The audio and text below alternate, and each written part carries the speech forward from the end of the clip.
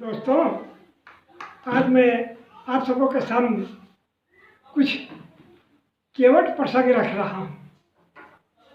जरा सुनिए तो। लेकिन एक अनुरोध है आपसे सुनाने के पहले कि अगर आपको आनंद आए इस प्रसंग में तो कृपा कर मेरे इस चैनल को सब्सक्राइब और लाइक अवश्य कर देंगे। जरा देखिए तो कि जब भगवान राम सीता और लक्ष्मण के साथ पहुंचे हैं गंगा के तीर पर श्रृंगवेरपुर में, और केवट से कहते हैं कि मुझे गंगा पार कर दो। ये उस समय की बात है जब राम लक्ष्मण और सीता वनवास जा रहे थे। लेकिन केवट ने वहां क्या कहा है कि पहले चरण धुला लीजिए, बिना चरण धोए मैं आपको नाव पर नहीं चढ़ाऊंगा।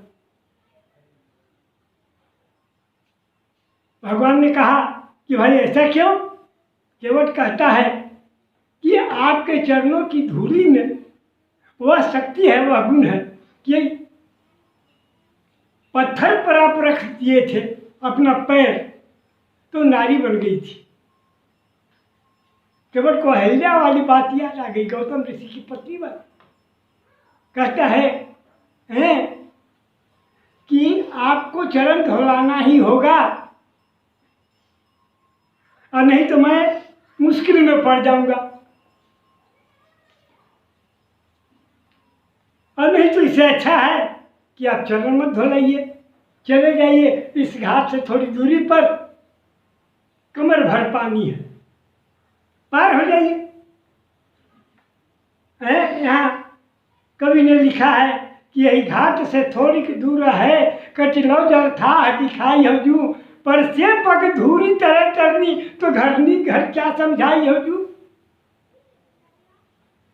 इस घाट से थोड़ी ही दूर पर कमर भर पानी है, गंगा पार हो जाइए, और नहीं तो आप का पैर जब मेरी नाव में लगेगा तो मेरी नाव जो है यह भी पर से पग धूरी तरह करनी, यह भी तर जाएगी। तो घर क्या समझाई हो जू। और कहीं मेरी नाव कोई नारी बन गई तो मैं घर में अपनी पत्नी को क्या समझाऊंगा, पूछेगी कि दूसरी औरत कहाँ से ले लाए। इसलिए भगवान मेरे पास बहुत मुश्किल है, दिक्कत है, चाहे तो आप पैर धुलाइए और नहीं तो जाइए दूसरी तरफ नदी में प्रवेश करके पार हो जाइए। इस तरह से केवट जिद करने लगा। बड़ी मुश्किल से तो उसे भगवान की आज्ञा मिली, श्री राम की, क्या अच्छा भाई जब ऐसी बात है तुम मुश्किल में पड़ जाओगे तो मेरा चरण ही धो लो। तब देखिए यहाँ गोस्वामी जी ने क्या लिखा है कि केवट राम रजाए सुपावा, पानी कठौता भर ले आवा। कठौती नहीं कठौता। यहाँ भी देखिए केवट की क्या चालाकी है। उसके नाव में छोटी सी कठौती थी, काठ की बनी हुई, जिससे जल उछालता था, नाव से बाहर करता था। लेकिन उसने पुकार कर अपने घर वालों को और कहा कि बड़का कठौतिया लेते आई हो। कठौता क्यों मंगाया? भगवान का पैर कठौती में रखकर ही क्यों धोया? यहाँ पर भी केवट की चतुराई है, और वह यह चतुराई है कि केवट ने सोचा कि कठौती में अगर मैं चरण धोऊंगा भगवान का तो कहीं कुछ एक दो कण चरण में लगे रह जाएंगे तो मेरी नाव लड़की बन जाएगी, बेटी बन जाएगी। और कठौता पुलिंग समझ रहा है कि उसमें रखकर चरण धोऊंगा भगवान का, और एकाध कण अगर इनके चरण धूलि का लगा रहे और ये मेरे नाव में स्पर्श कर जाए तो मेरा नाव बेटा बन जाएगा, लड़का बड़ा होगा तो मेरा भरण पोषण करेगा। यहाँ भी उसके दिमाग में लड़का और लड़की की बात आ रही है कि एक आध कण अगर रह गया तो यह तमाशा हो जाएगा। इसलिए उसने कठौता में जल भर कर लाया और भगवान को का पैर, उस एक पैर जल में रखवाया, एक पैर धरती पर, और खूब रगड़ रगड़ कर, मसल मसल कर भगवान का पैर धो रहा है उस कठौता के जल से। भगवान एक पैर पर खड़े हैं। देखिए तो ये केवट की चालाकी। भगवान कि यह दशा देखकर कि एक पैर पर खड़े, लक्ष्मण जी को बड़ा गुस्सा है। लक्ष्मण जी सब देख रहे थे, कहे कि अजी तुम मूर्ख तो नहीं हो, देखो तो कितना परेशान है भैया, न कुछ पकड़ने के लिए न धरने के लिए, और तुम बैठने के लिए भी कुछ नहीं दिया, खड़ा है एक पैर पर और तुम चरण धो रहे हो। तो केवट क्या कहता है, यहां भी उसकी चालाकी देख लीजिए। कहता है कि अगर इनको एक पैर पर खड़ा होने में दिक्कत हो रही है तो मेरे माथे पर हाथ रख करके और खड़ा रहे। वाह, केवट की चालाकी देखे, चतुराई, कि माथे पर भगवान हाथ रख दे मतलब मैं तर जाऊं। बहुत बड़ा आशीर्वाद। भगवान जिसके माथे पर, जिसके सिर पर हाथ रख देंगे, फिर कहना क्या है। तो यहां वही केवट चाह रहा था। अब क्या हो, बहुत देर तक एक चरण धोया, उसके बाद दूसरा चरण धोने लगा, फिर भी वही हाल, भगवान खड़े हैं और ये चरण धो रहा है। बड़ा गड़बड़ बात हो रही है। तब लक्ष्मण जी को अब गुस्सा आ गया। उन्होंने अपने धनुष पर अपना बाण चढ़ा दिया। जब देख रहे हैं यह तुम्हारी जो है चाल और पैर धोने का तरीका ठीक नहीं है, जल्दी करो नहीं तो यह बाण देख लो, धनुष देख लो। केवट कहता है क्या कोई नई बात है क्या, जो बाण मुझे दिखा रहे हैं और धनुष आपने तो मुझे पहले भी मारा है,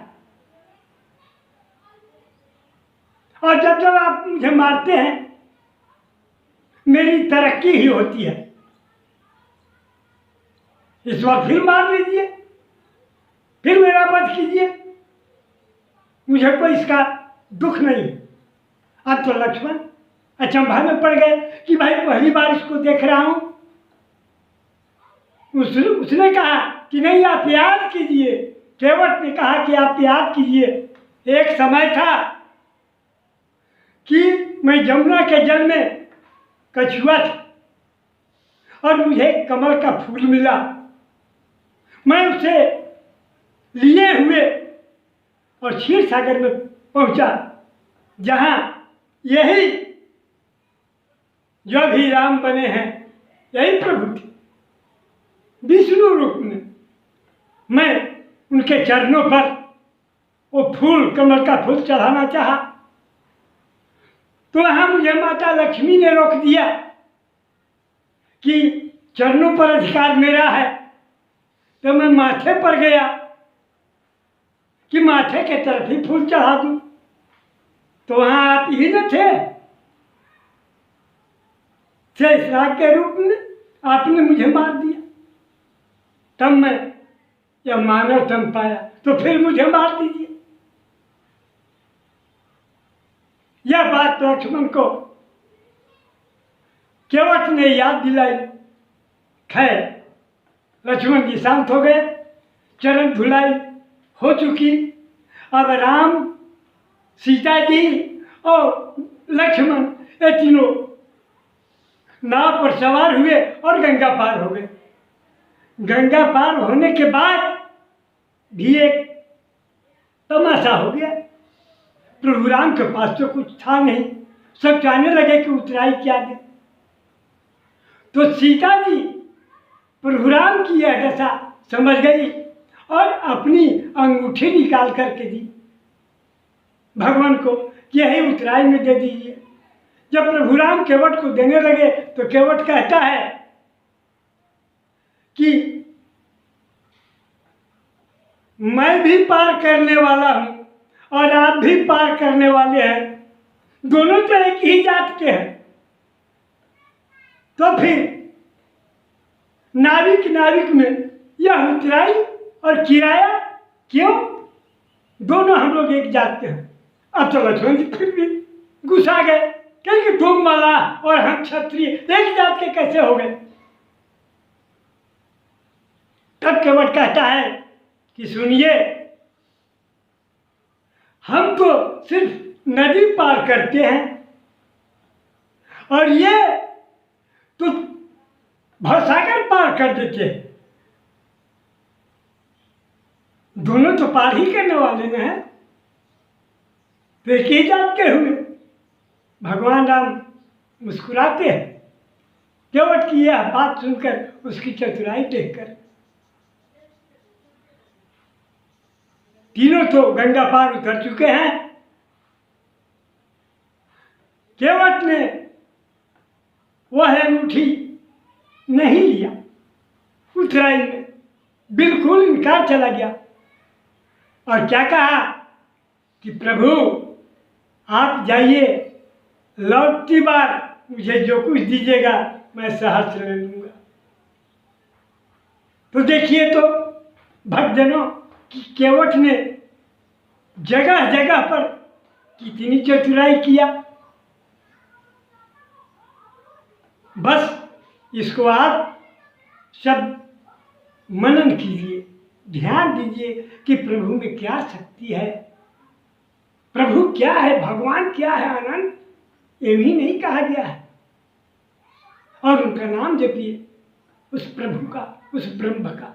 इसी में आपका, हमारा और सबों का कल्याण है। जय श्री राम। राधे राधे राधे। हरे कृष्ण हरे कृष्ण हरे कृष्ण।